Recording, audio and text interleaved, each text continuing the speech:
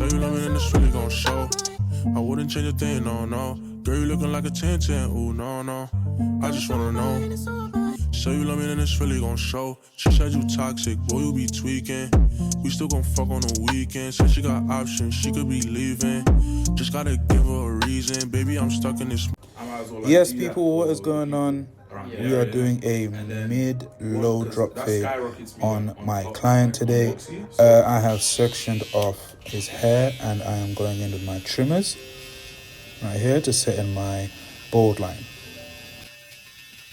If you haven't already, make sure you like, subscribe and comment. Let me know what you'd like to see in the future and stay till the end of the video. Let me know if you've learned anything new. See you in a bit. Peace. We are going in this with our 1.5 guard open, so it's essentially a 2, and we are debulking to create a faded panel. Whilst we are creating this faded panel, we are going to be clicking downwards every 2 clicks. I'll close it fully, go 2 clicks down like I am here, and then I will go 1 click up, 1 click up, and then so on and so forth with every single guard going upwards, as well as going with fading it downwards.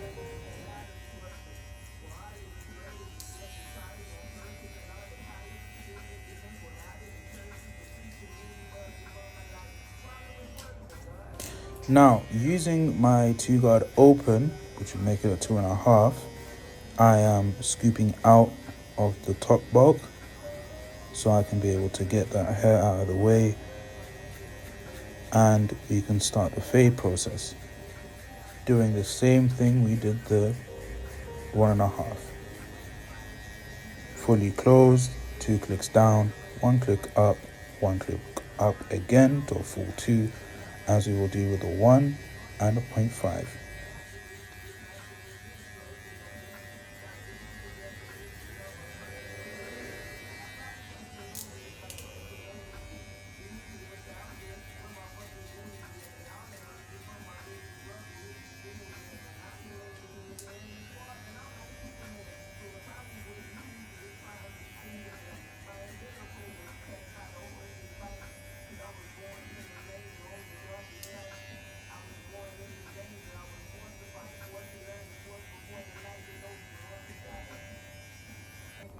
Now I'm combing down all the hair, and we are going with our lever open, setting in our 0.5 guideline so we can be able to fade it out first, and we can be able to fade out the rest of this panel.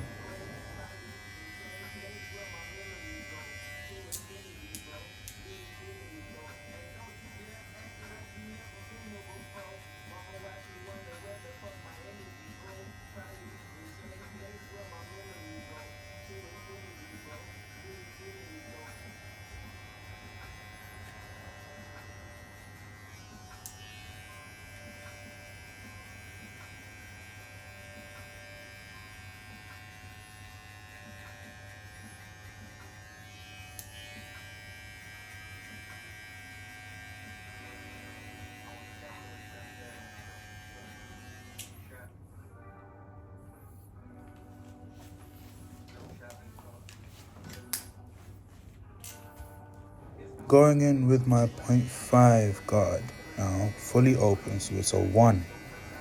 We are going just a little bit up, about a 1/2 inch up, so we can be able to scooch that fade upwards. I know it's a weird term for me to use, but it's a scooch. It's like they're kind of just nudging the fade, so you're like kind of chipping away at the fade upwards instead of downwards, which for me, in my case, this is a best fade system for me to work with. And as you see me do here, I click it all the way up, go 2 clicks down, and then I further go on. I am using my old JRL clippers. This is an old clip. It was recorded in December. I don't know why I'm releasing it now. I was going to release in January, but I'm releasing it now. So allow me for it.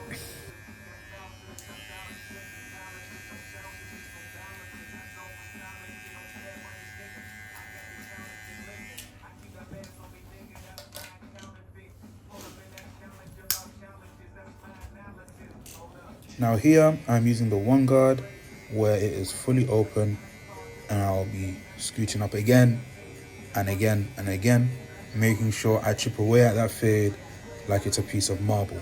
This is an art piece.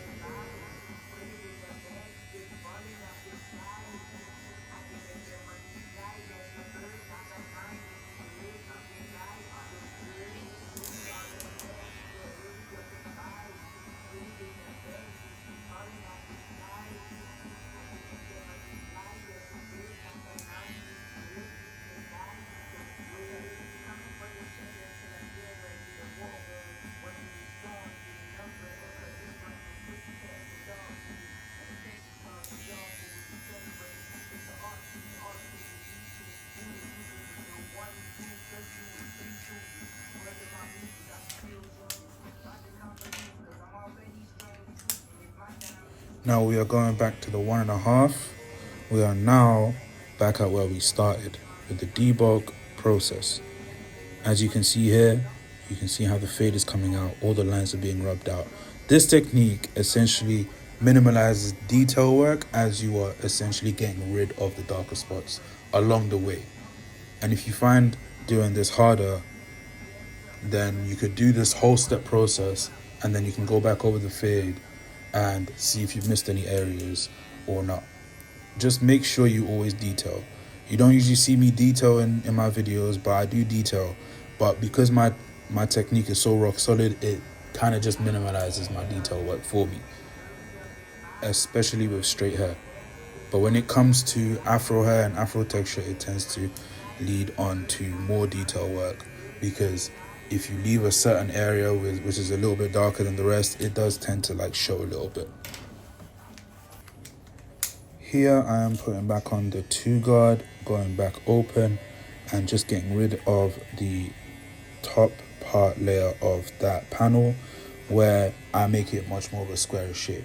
My client does like more of a square shape compared to a rounded off shape, right? And I'll be going over this with scissor work as well. I did like create a parting, as you can see, along the parietal ridge, which makes it a lot more easier for me to work with.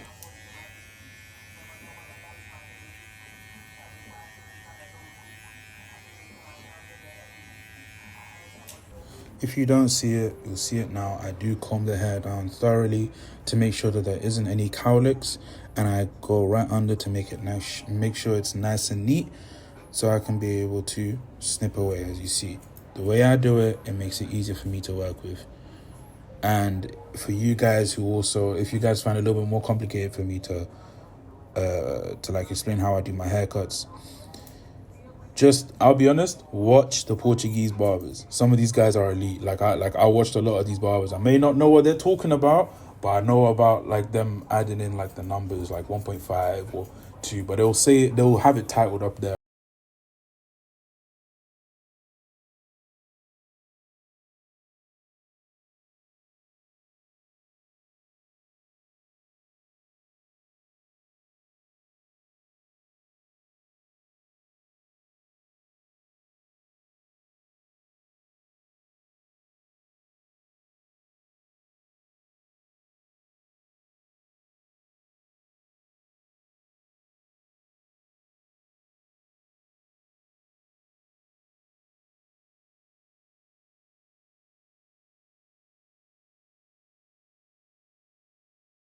I tend to use the shavers last because it makes it my head like easier to work with, because I always used to struggle doing the shaving part, so I always do it last. So I use it as a clipper in that kind of sense. So I kind of just flick all the way up to the fade to make it blend in easier. I put down the ear so I can go around the ear, and it makes things a whole lot easier to work with.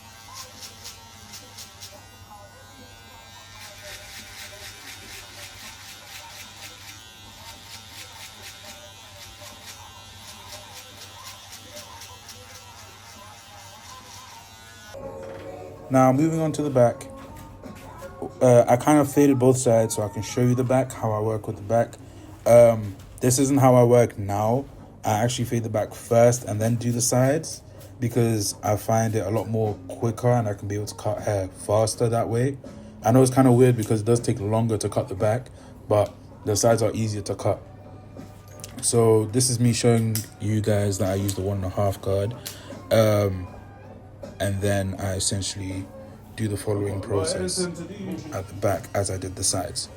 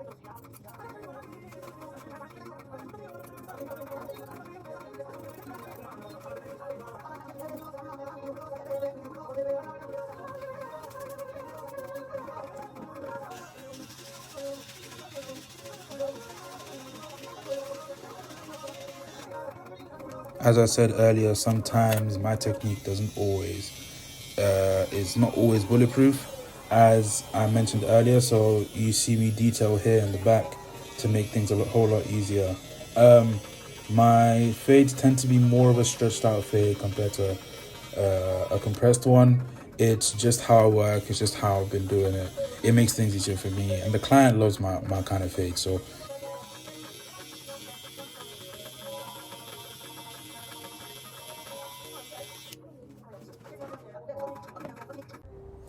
this is how my client came in, all nervous, and this is how he's leaving, fresh as day, straight pressure.